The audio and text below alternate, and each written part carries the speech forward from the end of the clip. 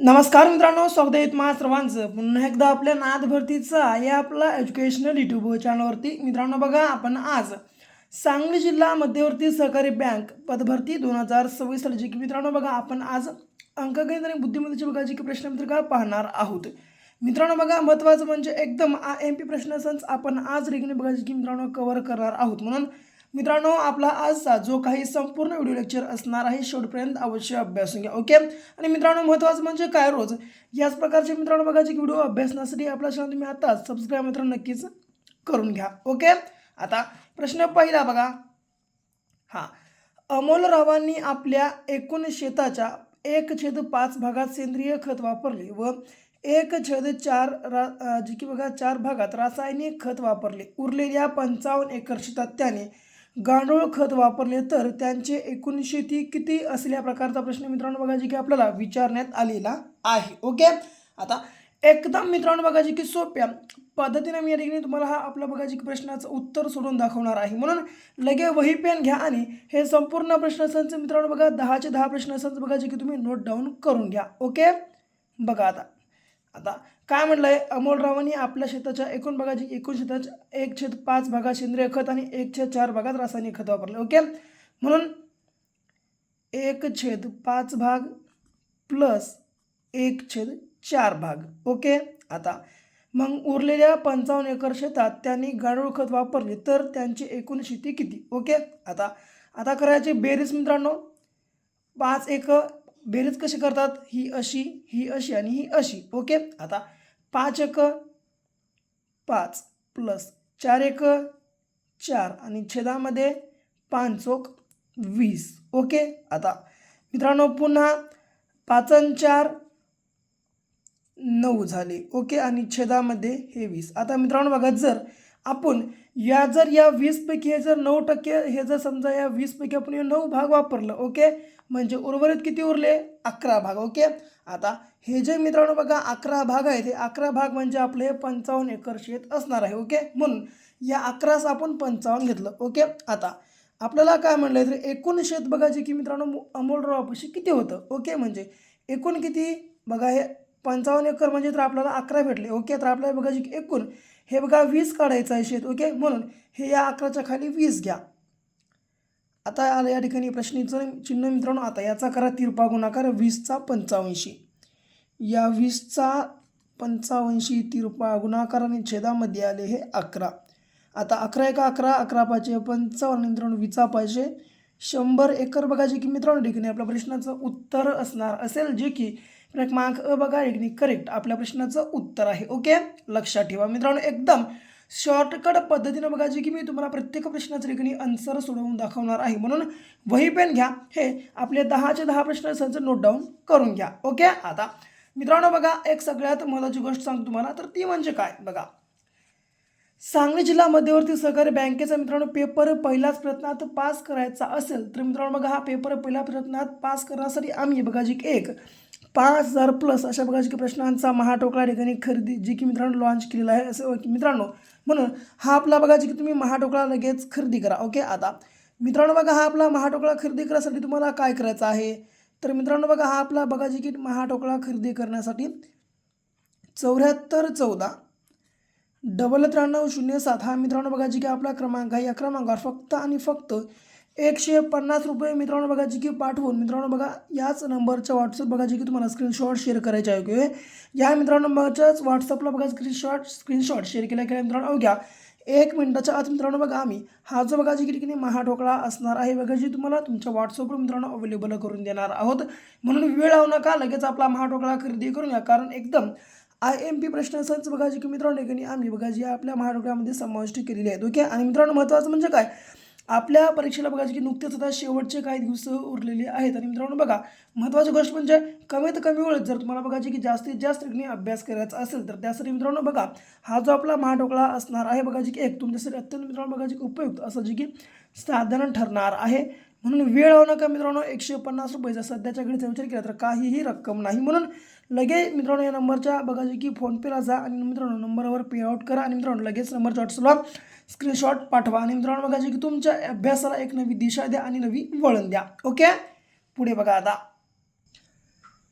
हां, तर बघा मित्रांनो, जर तुम्हाला व्हिडिओची क्वालिटी या ठिकाणी लो दिसत असेल तर मित्रांनो बघा, तुम्ही खाली बघा जे की सेटिंगमध्ये जा आणि त्याला बघा जे की तुम्ही हाय करा. ओके, खाली जाऊन तुम्ही हाय करून बघा. ओके, म्हणजे तुम्हाला बघा व्हिडिओची क्वालिटी एकदम क्लिअर दिसेल. ओके, आता प्रश्न बघा, माफी असावी. 10.8% दराने 5,000 रुपयांचे 1,600 रुपये सरळ व्याज येण्यासाठी जितकी वर्षे लागतील तितक्या वर्षात 3,000 रुपयांचे 10% दराने किती व्याज होईल या प्रकारचा प्रश्न विचारला. काहीच करू नका, फक्त माझ्यासोबत एक गोष्ट करा, वही पेन घ्या आणि मी जसं काही तुम्हाला सांगत आहे ते नोट डाऊन करून घ्या. ओके, आता दर शेकडा 8% दराने 5,000 रुपये जसे की 1,600 रुपये सरळ व्याज म्हणले. ओके, आता हेच सरळ व्याज पुन्हा येण्यासाठी जितकी वर्ष लागतात तितक्याच वर्षात 3,000 रुपयाचं 10% दराने किती व्याज होईल या प्रकारचा प्रश्न विचारला.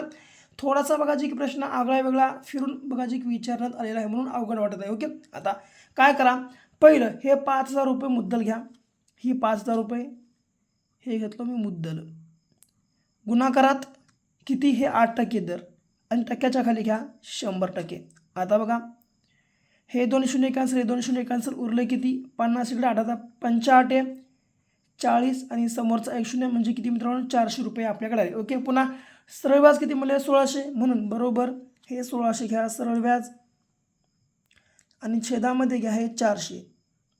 आता हे 2 कट, हे 2 कट, 4 चोक 4 वर्ष आपल्याला मित्रांनो बघा जी काही ठिकाणी मुदत भेटलेली आहे. ओके, पुन्हा आता याच प्रकारे पुन्हा या मुदतला आपल्याला घेऊन या प्रश्नाचं उत्तर काढायचं आहे. मग पुन्हा हे 3,000 रुपये घ्या, हे 3,000 रुपये गुणाकारात 10% दर गुणाकारात हे 4 वर्ष. ओके, आणि छेदामध्ये टक्क्याच्या खाली हे 100% पुन्हा घ्यावं लागते. आता हे 2 शून्य कट, हे 2 शून्य कट, पुन्हा 3 30ला 30 गुणाकारात 10 चोक 40. आता 4 त्रिकम 12 आणि समोरचे 2 शून्य म्हणजे किती बघा जे की 1,200 रुपये मित्रांनो आपल्या प्रश्नाच्या ठिकाणी हे जे की करेक्ट आन्सर होणार आहे, जे की क्रमांक अ. ओके, लक्षात असू द्या. पुन्हा आता पुढचा प्रश्न बघा जे की आपल्याला कशा स्वरूपाने सोडवायचा आहे. हां, बघा आता 54 किमी प्रति तास वेगाने धावणारी एक गाडी उभ्या असलेल्या एका व्यक्तीला 12 सेकंदात ओलांडते. 270 मीटर लांबीचा पूल तर 270 मीटर लांबीचा एक पूल ओलांडण्यास तिला किती वेळ लागेल या प्रकारचा प्रश्न विचारला. ओके मित्रांनो बघा, 54 किलोमीटर प्रति तास वेगाने धावणारी एक आगगाडी उभ्या असलेल्या एका व्यक्तीला 12 सेकंदात ओलांडते. ओके, तर 270 मीटर लांबीचा एक पूल ओलांडण्यास तिला किती वेळ लागेल. ओके, आता या प्रश्नाचं उत्तर काढताना बघा की पहिलं आपल्याला गाडीची लांबी काढणं महत्त्वाचं आहे, म्हणून पहिलं आपण काय करू, गाडीची लांबी काढून घेऊ. आता आपण गाडीची लांबी काढायचं जे की सूत्र काय आहे बघा, तर सूत्र लक्षात घ्या मित्रांनो, सूत्र. ओके, आता सूत्र बरोबर काय आहे, तर अंतर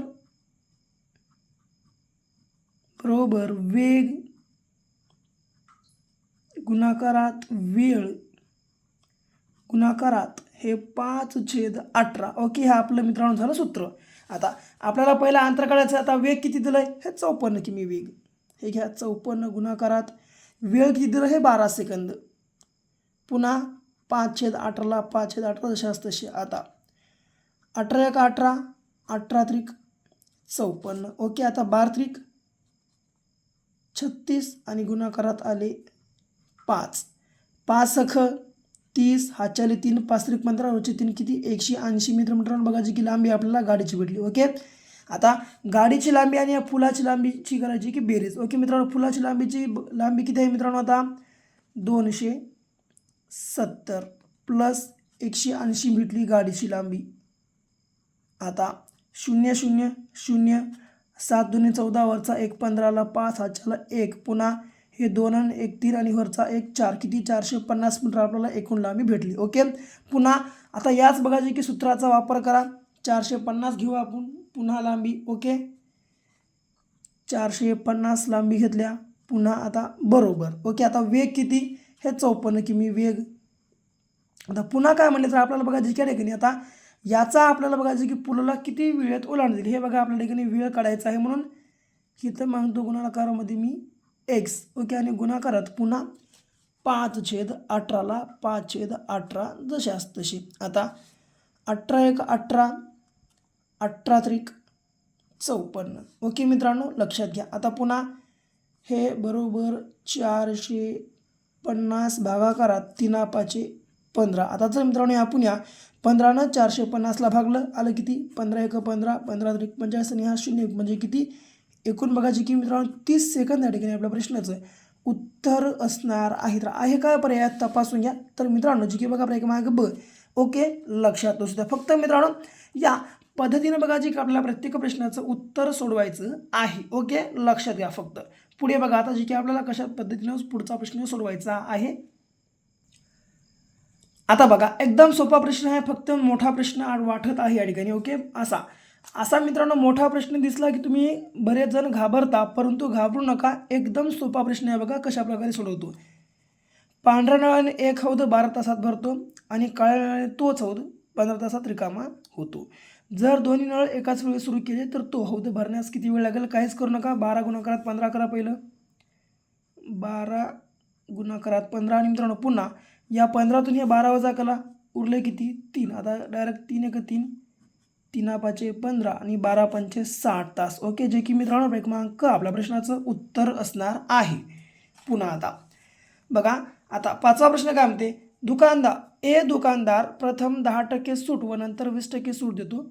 बी दुकानदार अनुक्रमे 3 वेळा 10% सूट देतो. तर खालीलपैकी कोणते विधान बरोबर आहे? जसं की ए दुकानदार अधिक सूट देतो, बी हा दुकानदार अधिक सूट देतो, दोन्ही दुकानदार समान सूट देतात की यापैकी नाही. आता ए दुकानदार आपण अगोदर काढून घेऊ, ए घेतो. ओके आता हा काय करतो, प्रथम 10% सूट आणि नंतर 20% सूट देतो. ओके आता एखाद्या वस्तूची किंमत 100% आहे. ओके मित्रांनो म्हणून मी काय करतो, पहिलं 100 घेतो आणि गुणाकार त्यापैकी काय करतो, हा 10% सूट देतो. म्हणजे या जर 100वर याने 10% सूट दिली तर एकूण किती टक्के मग किंमत आकारला आहे? 90% आकारला. ओके म्हणून 90 घेतो, अंशात छेदामध्ये घेतो 100. पुन्हा गुणाकारात 20% सूट म्हणजे पुन्हा 20% सूट दिला आणि 80% किंमत घेतला आहे. ओके म्हणून 80% किंमत पुन्हा आणि छेदामध्ये घेतो 100. आता हे 100 कॅन्सल, हे 100 कॅन्सल, हे 2 शून्य कॅन्सल, हे 2 शून्य कॅन्सल आणि 8 9 72. आता मित्रांनो बघा एकूण मी अगोदर एकूण किती टक्के किंमत घेतलं होतं, हे 100% आणि या 100%तून जर समजा मी 72% वजा केलो, आले किती 28%. मित्रांनो सूट बघा जे की आपल्याला ही एची भेटलेली आहे. ओके आता तर एची आपल्याला भेटली. ओके मग पुन्हा आता बीची सूट आपण काढू. आता पुन्हा आता घेतलो बीची सूट.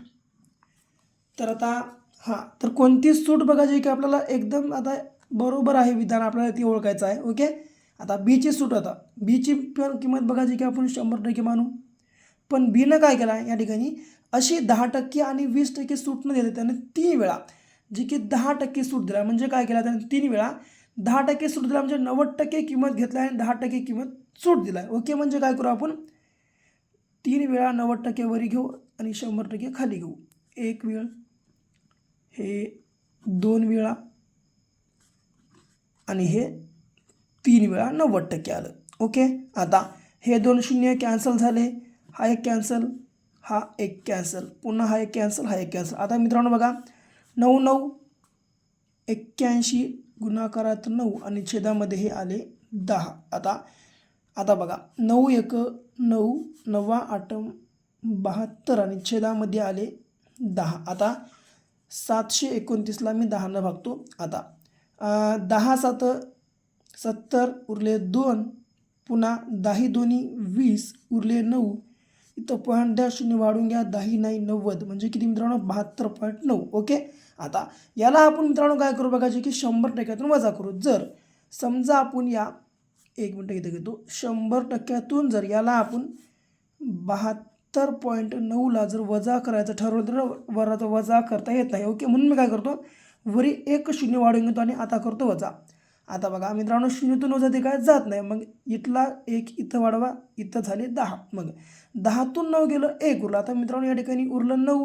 मग 9तून 7 गेले, उरले किती 9तून जर मित्रांनो 2 गेले, उरले किती 9तून 2 गेले 7 उरले. ओके लक्षात असू द्या मित्रांनो. पुन्हा ओके या ठिकाणी पॉईंट आहे बघा याच्या बाद मित्रांनो, म्हणून ते एक पॉईंट दिलो मी. ओके पुन्हा या ठिकाणी जे की 9 उरले, पुन्हा मग इथं 10 तर येतच नाही, इथला एक इथं आपण घेतल्या होत्या, म्हणून पुन्हा जर आपण 9तून आपण 7 गेले, उरले किती 2 म्हणजे किती जे की 27.1 ही बघा जी की आपल्याला बीची मित्रांनो सूट भेटलेली आहे. ओके तर आता बघा जी की आपल्याला सर्वाधिक म्हणजे मित्रांनो जी की कोणती सूट अधिक देत आहे, तर मग 28% वाला बघा जे की मित्रांनो आपल्याला सूट अधिक देत आहे, म्हणून बघा जे की मित्रांनो क्रमांक अ जे की ए दुकानदार अधिक सूट देतो बघा जे की आपल्या मित्रांनो एक योग्य विधान असणार आहे, जे की बरोबर विधान. ओके, तर जे की मित्रांनो क्रमांक अ या ठिकाणी आपल्या प्रश्नाचं करेक्ट आन्सर होणार आहे. पुढे आता पुढचा प्रश्न बघा जे की 6वा कशा स्वरूपानं आपल्याला सोडवायचा आहे. बघा एक्सचे 5% बरोबर 50, तर एक्सची किंमत किती? काही करू नका, एक्स घ्या मित्रांनो, एक्सचे म्हणले ओके, म्हणून हे एक्सचे म्हणले गुणाकार 5%, हे टक्केच्या खाली 100% बरोबर 50. ओके, आता मित्रांनो बघा 5 1 5, 5 2 10 आलं किती 20. ओके, तर मित्रांनो बघा आता 20, आता 20 गुणाकारात एक्स झालं आले किती 20x, हे 20x बरोबर 50. ओके, तर मित्रांनो बघा आता 20x बरोबर 50. हां, 20x बरोबर 50. एक मिनिट मित्रांनो,